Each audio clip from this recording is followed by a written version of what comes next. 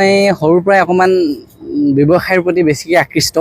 মই চৰকাৰী চাকৰিৰ মানে পক্ষপাতী নহয়। মই সদায় এটা বস্তু বিশ্বাস কৰোঁ, যাতে তুমি নিজৰ সৰু কিবা এখনেই হওক অন্ততঃ নিজৰ বছ যাতে তুমি নিজে হৈ থাকিব পাৰা, এই কথাক মই বিশ্বাস কৰোঁ।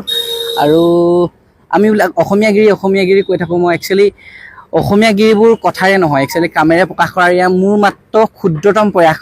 গতিকে মই ভাবোঁ আপোনালোকেও যদি এই ক্ষেত্ৰত অসমীয়াগিৰিবোৰ কেৱল কথাৰ মাজতে সীমাবদ্ধ নাৰাখি কামেৰে যদি প্ৰকাশ কৰিবলৈ ওলাই আহে, আমি সকলোৱে হয়তো লাভৱান হ'ম।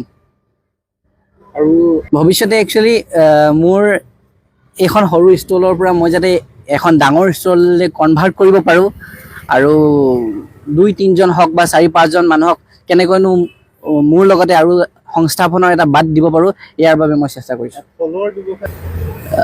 কথা হ'ল, মই 2019 চনৰ পৰা এখন ফল মূলৰ হ'লচেলৰ দোকানৰ একাউণ্টছৰ কাম কৰোঁ। গতিকে মই যিহেতু তাৰ পৰা কিবা এটা শিকিছোঁ, সেই বস্তুটোকে মই নিজৰ লগত মানে কামত খটুৱাবলৈ চেষ্টা কৰি এই কামটো মোৰ আইডিয়াটো আহিলে। আৰু কথা হ'ল কি, অসমৰ বেছিভাগ পইচা পদপথত পোৱা যায়, সেই কথা আমি বিশ্বাস কৰোঁ। আমি অসমীয়া যুৱক হিচাপে যদি বজাৰ আমাৰ পথাৰ আমাৰ এই কনচেপ্টটো যে আমি যিহেতু কৈ থাকোঁ, সেই কথাখিনিকে যদি সাৰোগত কৰি যদি আমি প্ৰত্যেকজনে নিজৰ বজাৰখন নিজৰ হাতৰ মুঠিত ৰাখিব পাৰোঁ, তেন্তে আমি সকলোৱে আগবাঢ়ি যাব পাৰিম বা সফলতাৰ শিখৰত আগবাঢ়িব পাৰিম।